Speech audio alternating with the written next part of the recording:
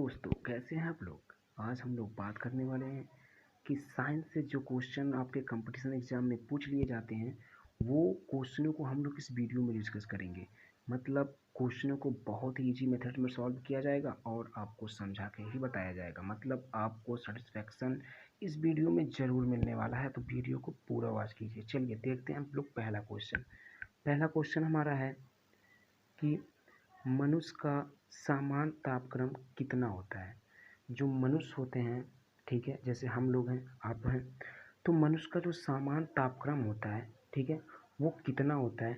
तो एक्चुअली तापक्रम का मतलब सामान्य ताप, टेम्परेचर, जो मनुष्य के शरीर का टेम्परेचर होता है वो नॉर्मली कितना होता है। टेम्परेचर बढ़ने पे हम लोगों को बुखार का आभास होता है, ठीक है। टेम्परेचर कम होने पे हम लोगों को ठंडी का आभास होता है, बट सामान्य टेम्परेचर कितना होता है। तो अगर इसके बारे में हम लोग बात करें तो देखिए, अगर फ़ारेनहाइट में बात किया जाए, देखिए टेम्परेचर की जो यूनिट्स होते हैं, फ़ारेनहाइट, डिग्री सेंटीग्रेड, केल्विन, तीनों होते हैं और तीनों में यहाँ पे आपको option A, option B, option C में दिखाई दे रहा है। मतलब जो फ़ारेनहाइट में होता है मनुष्य के सामान्य मनुष्य के मनुष्य के शरीर का तापमान वो होता है 98.6, ठीक है, डिग्री फ़ारेनहाइट, जो कि पहला दिख रहा है। मतलब पहला ऑप्शन सही है, ठीक है, 98.6 फ़ारेनहाइट ही होता है। और अगर सेंटीग्रेड में बात किया जाए या सेल्सियस जिसको हम लोग बोलते हैं, उसमें होता है 37 डिग्री सेल्सियस या 37 डिग्री सेंटीग्रेड, जो कि ऑप्शन बी भी आपका करेक्ट है, मतलब राइट है, ठीक है। और ऑप्शन सी, अगर कैल्विन में बात किया जाए तो 310 कैल्विन ही होता है। मतलब ऑप्शन ए, ऑप्शन बी और ऑप्शन सी तीनों के तीनों सही है। तो इस स्थिति में आपका जो ऑप्शन यहाँ पे सही माना जाएगा वो आपका ऑप्शन नंबर डी जो है वो सही माना जाएगा, ठीक है। ऑप्शन नंबर डी जो है वो आपका यहाँ पे सही माना जाएगा। तो ऑप्शन डी पे आप लोग क्या करेंगे, टिक लगा लेंगे, ठीक है। तो चलिए अब हम लोग बात कर लेते हैं अपने दूसरे क्वेश्चन के बारे में। दूसरा क्वेश्चन हमारा है कि मनुष्य के शरीर में प्रचुर मात्रा में पाया जाने वाला तत्व कौन सा है, ठीक है। यहाँ पर बोला गया है कि मनुष्य के शरीर में, ठीक है, प्रचुर मात्रा में पाया जाने वाला तत्व कौन सा है। और ऑप्शन आपके हैं नाइट्रोजन, कैल्शियम, लोहा और ऑक्सीजन। तो अगर हम आपको बताना चाहें तो जैसा कि हम सबको पता है कि हम लोग ऑक्सीजन को ग्रहण करते हैं, ठीक है, और कार्बन डाइऑक्साइड को छोड़ते हैं। इस स्थिति में क्या होता है कि हमारे शरीर को मतलब नियमित रूप से हर वक्त ऑक्सीजन मिलता रहता है। मतलब हमारे शरीर में ऑक्सीजन का एक भरमार हो जाता है, एक भंडार हो जाता है, ठीक है। तो प्रचुर मात्रा में जो पाया जाता है वो ऑक्सीजन पाया जाता है, क्योंकि ऑक्सीजन ही ऐसा चीज़ है जिसको हम कंटिन्यू अपने शरीर में लेते रहते हैं, ठीक है, और वहाँ से हम लोग कार्बन डाइऑक्साइड को छोड़ते रहते हैं। इस स्थिति में ऑक्सीजन जो होता है वो हमारे शरीर में भंडार के रूप में एकत्रित हो जाता है। तो हमारे शरीर में जो प्रचुर मात्रा में पाया जाने वाला कोई तत्व है वो हमारा है ऑक्सीजन है, ठीक है। तो ऑक्सीजन आपका जो है option number D, option number D आपका सही हो जाएगा, ऑक्सीजन, ठीक है। ऑप्शन नंबर डी आपका राइट आंसर है, ठीक है। तो आप लोग इसको विशेष ध्यान रखिएगा, बहुत ही इंपॉर्टेंट क्वेश्चन हो जाता है ये क्वेश्चन, और ठीक है। तो ऑप्शन नंबर डी, ऑक्सीजन जो होता है वो हमारे शरीर में बहुत अधिक मात्रा में पाया जाता है या प्रचुर मात्रा में पाया जाता है। चलिए अब हम लोग देख लेते हैं तीसरे क्वेश्चन को। तीसरा क्वेश्चन क्या कहलाता है, ठीक है। तो तीसरा क्वेश्चन हमारा है कि मानव शरीर का सबसे बड़ा अंग कौन सा है। मानव शरीर का जो सबसे बड़ा अंग है वो कौन सा है। तो वो हमारा होता है यकृत, ठीक है। ऑप्शन नंबर बी आपका राइट है। अच्छा, यकृत बोलने में थोड़ा सा कठिन लगता है। इसका जो इंग्लिश मीनिंग होता है वो लीवर होता है। क्या होता है, लीवर होता है। तो लीवर हम लोग बड़े आसानी से समझ सकते हैं कि लीवर जो होता है वो उसके बारे में हम लोग बहुत अच्छे से जानते हैं। अक्सर लोगों से हम लोग सुनते हैं कि भाई आपका लीवर ख़राब हो गया, ऐसा ऐसा कुछ खाने में डाइजेस्ट नहीं हो रहा, ठीक है। तो ये सारी चीज़ें होती हैं। तो लीवर जो होता है ना वो हमारे शरीर का सबसे बड़ा अंग माना जाता है, ठीक है। तो उसी को हम लोग यकृत बोलते हैं। तो आपका ऑप्शन नंबर बी होगा राइट आंसर, ठीक है। ऑप्शन नंबर बी, यकृत या लीवर, ठीक है। तो चलिए अब हम लोग बात कर लेते हैं अपने चौथे क्वेश्चन की तरफ चलते हैं। चौथा क्वेश्चन हमारा है कि चौथा क्वेश्चन है मनुष्य के शरीर में टीबिया नामक हड्डी कहाँ पाई जाती है। बहुत ही इंपॉर्टेंट क्वेश्चन है। मनुष्य के शरीर में टीबिया नामक हड्डी कहाँ पाई जाती है। तो एक्चुअली ये जो होता है टांगों में पाई जाती है, जो हमारा टांग होता है, जैसे मान लेते हैं यहाँ पे हम टांग बनाने का प्रयास कर रहे हैं, हालांकि हमारा कला बहुत कमज़ोर है, तो थोड़ा सा कंप्रोमाइज़ कर लीजिएगा। मान लेते हैं ये टांग है, ठीक है, एक टांग यहाँ हो गया और एक टांग ये हो गया, ठीक है, मान लेते हैं ये 2 टांगें हैं, ठीक है। अब आप देखते हैं कि यहाँ पे हमारा घुटना बीचों बीच में हो जाता है, ठीक है। अब इसके देखिए यहाँ पर हमारा पूछा गया है कि मनुष्य के शरीर में टीबिया नामक हड्डी कहाँ पाई जाती है। टीबिया नामक हड्डी टांगों में ही पाई जाती है, तो ऑप्शन नंबर बी आपका सही है। लेकिन अगर और भी नॉलेज लेना चाहते हैं आप, तो हम आपको बता दें कि ये जो होता है घुटना, यहाँ पे जहाँ से हमारी पैर मुड़ता है, जिससे आसानी से हम लोग चल सकते हैं, आसानी से बैठ सकते हैं, ठीक है, जहाँ पे स्प्रिंग समझ सकते हैं कि स्प्रिंग का कार्य करता है। इसके नीचे वाली जो हड्डी होती है, यानी हमारे जो पाँव के एड़ी तक आती है ये हड्डी, इसी को हम लोग बोलते हैं, ठीक है, टीबिया। टीबिया हड्डी यही होता है नीचे वाला। और जहाँ इस घुटने से ऊपर वाली हड्डी के बारे में अभी हम लोग जानेंगे, ठीक है, इसके बारे में अभी हम लोग जानेंगे। बट अगर घुटने से नीचे वाली हड्डी को हम लोग टीबिया हड्डी बोलते हैं, ठीक है, आया बात समझ में। तो घुटने से नीचे की हड्डी जो हो गई है ये टीबिया हड्डी हो गई। तो टीबिया हड्डी कहाँ पाया जाता है, टांगों में पाया जाता है और घुटने से नीचे होता है, ठीक है। ये जानकारी के लिए हमने आपको बता दिया, ठीक है। तो ये हो गया हमारा क्वेश्चन नंबर 4। अब हम लोग अपने अगले क्वेश्चन की तरफ बढ़ते हैं। लेकिन हाँ, अगर आपने इस वीडियो पे नए हैं और इस चैनल पे नए हैं, ये वीडियो को पहली बार देख रहे हैं या हमारे चैनल पे पहली बार आप लोग विजिट किए हैं, तो चैनल को सब्सक्राइब करके ही आप लोग जाएंगे, ठीक है, जिससे कि न्यू अपडेट आपको मिलता रहे। तो चलिए अगले क्वेश्चन की तरफ हम लोग बढ़ लेते हैं। अगला क्वेश्चन हम लोगों का हो जाता है कि मानव रक्त का पीएच मान कितना होता है। काफ़ी इंपॉर्टेंट है, इसको आप लोग वेरी वेरी इंपॉर्टेंट की कैटेगरी में रख सकते हैं। काफ़ी इंपॉर्टेंट ये क्वेश्चन है, ठीक है, इसको आप लोग वेरी वेरी इंपॉर्टेंट। और ये अक्सर देखिए एसएससी वगैरह के एग्ज़ाम में अक्सर पूछा जाता है। तो मानव रक्त का जो पीएच वैल्यू होता है वो क्या होता है। एक्चुअली पीएच वैल्यू होता क्या है, एक्चुअली पीएच वैल्यू जो होता है ना, पीएच का जो फुल फॉर्म होता है वो होता है आपका पावर ऑफ हाइड्रोजन, या पोटेंशियल ऑफ हाइड्रोजन भी कहा जाता है, ठीक है। तो पावर ऑफ हाइड्रोजन बोलिए या पोटेंशियल ऑफ हाइड्रोजन बोलिए, ठीक है। एक्चुअली पीएच मान जो होता है ना, वो किसी भी चीज़ का उदासीन बताता है, अम्लीय बताता है और क्षारीय बताता है। पीएच वैल्यू बस यही 3 के काम के लिए होता है कि वो जो तत्व है या जो भी चीज़ें हैं वो उसका नेचर्स कहता है, उसकी प्रकृति कैसी है, वो अम्लीय है, क्षारीय है या उदासीन है। जैसे मान लेते हैं एक स्केल है ऐसे पीएच वैल्यू के लिए। अब पीएच वैल्यू ये देखिए 0 से लेकर के 14 के बीच में काउंट किया जाता है, और यहाँ पे बीचों बीच होता है 7। क्या होता है, 7, ठीक है, बीचों बीच होता है 7। अब जिसका पीएच वैल्यू 0 से 7 से कम हो, मतलब 0 से बड़ा हो और 7 से कम हो, वो अम्लीय कहलाता है, एसिडिक नेचर होता है उसका, ठीक है, अम्लीय। 0 से बड़ा हो और 7 से कम हो, उसको हम लोग एसिडिक नेचर बोलते हैं। और जिसका पीएच वैल्यू 7 से ज़्यादा हो और 14 से कम हो, वो आपका बेसिक में जाता है, जिसको हम लोग क्षारीय बोलते हैं। और जिसका पीएच वैल्यू 7 होता है वो उदासीन कहलाता है, न्यूट्रल कहलाता है, ठीक है। तो आपको एसिडिक और बेसिक और न्यूट्रल जो चीज़ें होती हैं, क्षारीय, अम्लीय और उदासीन, ये पीएच वैल्यू से निर्धारित किया जाता है, ठीक है। तो यहाँ पे मानव रक्त का जो पीएच मान होता है वो आपका होता है 7.4। क्या होता है, 7.4, यानी ऑप्शन नंबर ए आपका राइट हो जाता है, 7.4। आप लोग इसको जान जाइएगा, जिसका पीएच वैल्यू 0 से बड़ा और 7 से छोटा होता है वो अम्लीय कैटेगरी में जाता है, एसिडिक नेचर में।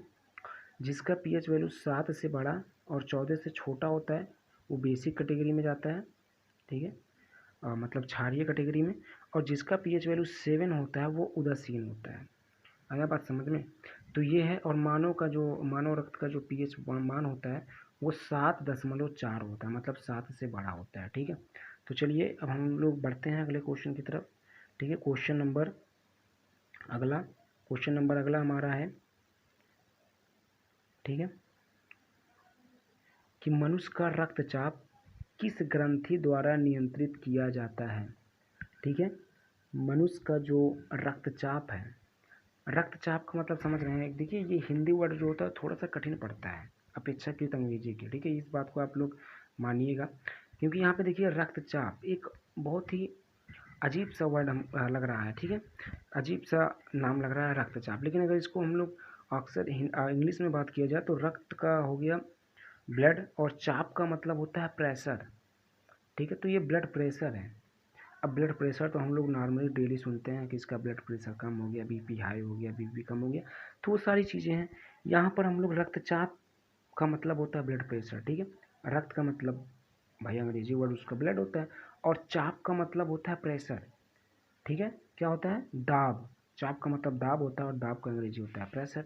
तो यहाँ पे इसका मतलब हो गया ब्लड प्रेशर, यानी मनुष्य का जो ब्लड प्रेशर होता है, ठीक है, वो किस ग्रंथि द्वारा नियंत्रित किया जाता है, मतलब किस ग्रंथि द्वारा उसको नियंत्रित किया जाता है, तो हमारा होता है एड्रीनल ग्रंथि। पहला ऑप्शन एड्रीनल ग्रंथि, ठीक है, याद रखिएगा, इंपॉर्टेंट क्वेश्चन है। तो चलिए आगे चलते हैं, 7वां क्वेश्चन देख लेते हैं हम लोग। 7वां क्वेश्चन है, मनुष्य के शरीर में सबसे छोटी हड्डी कौन सी होती है? बहुत ही इंपॉर्टेंट क्वेश्चन ये भी है। देखिए इसमें सारे के सारे इंपॉर्टेंट क्वेश्चन है, क्योंकि हमने इंपॉर्टेंट क्वेश्चन को ही ये समरी बनाया है। ये वीडियो आप लोगों के लिए बहुत इंपॉर्टेंट है, ठीक है। मनुष्य के शरीर में सबसे छोटी हड्डी कौन सी होती है? तो मनुष्य के शरीर में सबसे छोटी हड्डी होती है स्टेपिस। स्टेपिस, जो कि कान की हड्डी आप लोग कह सकते हो, कान की हड्डी स्टेपिस, ठीक है। कान की हड्डी आप लोग कह सकते हो, जो कान में हड्डी होती है उसी को स्टेपिस यहाँ पे नाम दिया गया है। तो ये कान की हड्डी आप कह सकते हो, याद रखने के लिए कान की हड्डी कह के याद रख सकते हो। ऑप्शन नंबर ए आपका सही हो जाएगा। स्टेपिस हड्डी जो होती है वो सबसे छोटी हड्डी होती है पूरे शरीर के अंदर। आया बात समझ में? पूरे शरीर में सबसे छोटी हड्डी होती है भैया, एकदम याद कर लीजिएगा, एकदम एग्जाम में आना ही आना होता है ऐसे क्वेश्चन, तो लापरवाही बिल्कुल भी नहीं। चैनल पे नए हैं तो सब्सक्राइब करके ही चलिएगा। चलिए अगले क्वेश्चन की तरफ हम लोग पढ़ते हैं। अगला क्वेश्चन है कि मनुष्य के शरीर में सबसे बड़ी हड्डी कौन सी होती है? अभी हम लोगों ने सबसे छोटी देखा ना, अब देख लेंगे सबसे बड़ी। क्या प्रॉब्लम है? देखने तो आए हैं, पढ़ने तो आए हैं, पढ़ने के जाए हमको, पढ़ के ही जाएंगे, ठीक है। मनुष्य के शरीर में सबसे बड़ी हड्डी कौन सी होती है?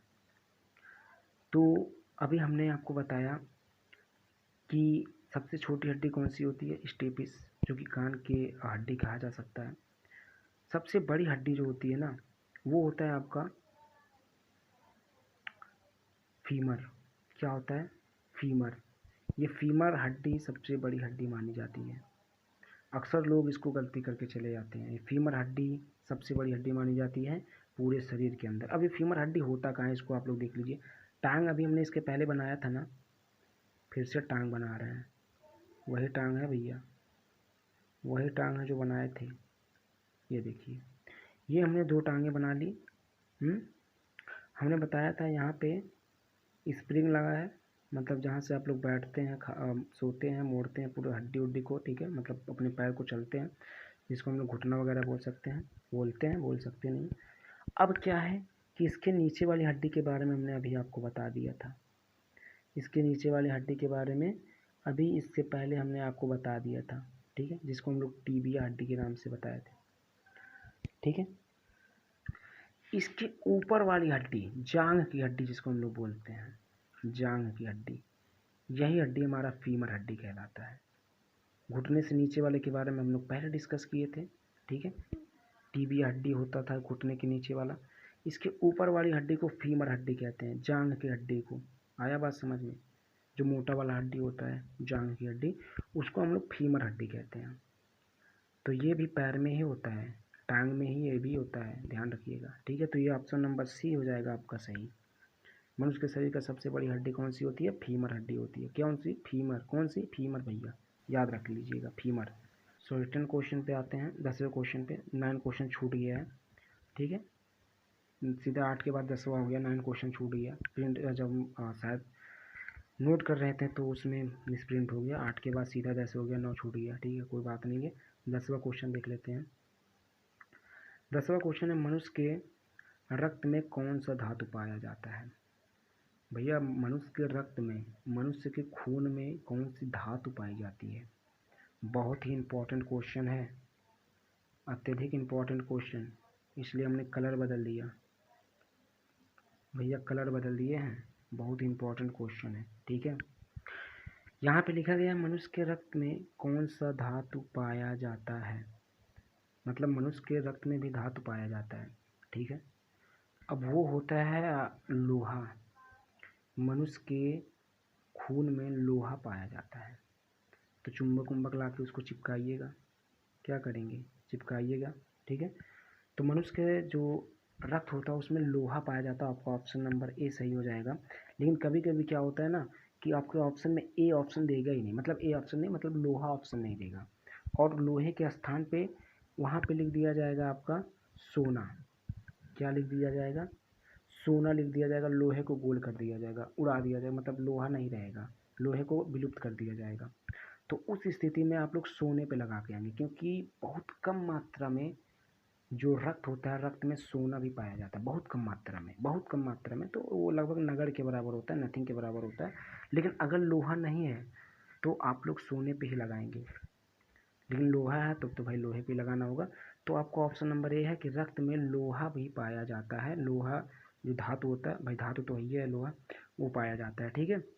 तो ये क्वेश्चन बहुत इंपॉर्टेंट है। ग्रामर क्वेश्चन देख लेते हैं, ठीक है। कलर चेंज कर देते हैं, ब्लैक पे आ जाते हैं अभी हम लोग, ठीक है। अब देखिए आप लोग, मानव शरीर में क्रोमोसोम, क्रोमोसोम का मतलब गुणसूत्र होता है, ठीक है, की संख्या कितनी होती है। मानव शरीर में गुणसूत्रों की संख्या कितनी होती है, क्रोमोसोम की संख्या कितनी होती है, तो वो आपका होता है 46। कितना होता है, 46 होता है, ठीक है। कितना होता है मानव शरीर में जो, ये भी इंपॉर्टेंट क्वेश्चन है, कलर चेंज,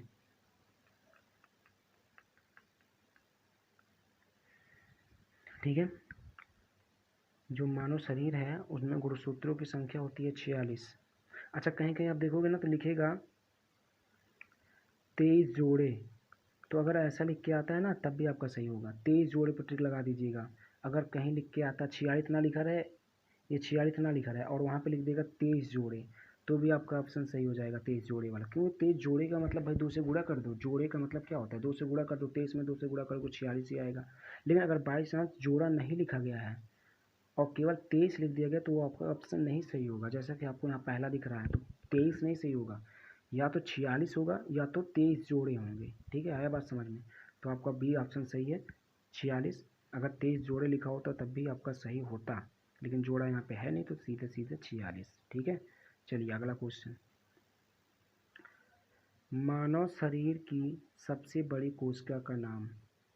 ये तो सबको पता होगा, बहुत ही ईजी है और बहुत ही इंपॉर्टेंट है, तंत्रिका कोशिका। तो इसमें तो कुछ समझाना नहीं है, ये तो बहुत ईजी है, ठीक है। ये तो अक्सर पूछे जाते हैं, तंत्रिका कोशिका जो कि सबसे बड़ी कोशिका मानी जाती है शरीर की, ठीक है। तो आपका ऑप्शन बी हो जाएगा, सबसे बड़ी जो कोशिका होती है शरीर का वो तंत्रिका कोशिका होती है। चलिए ऑप्शन 13वां क्वेश्चन पे आते हैं, मानव शरीर का रक्त बैंक किसे कहते हैं।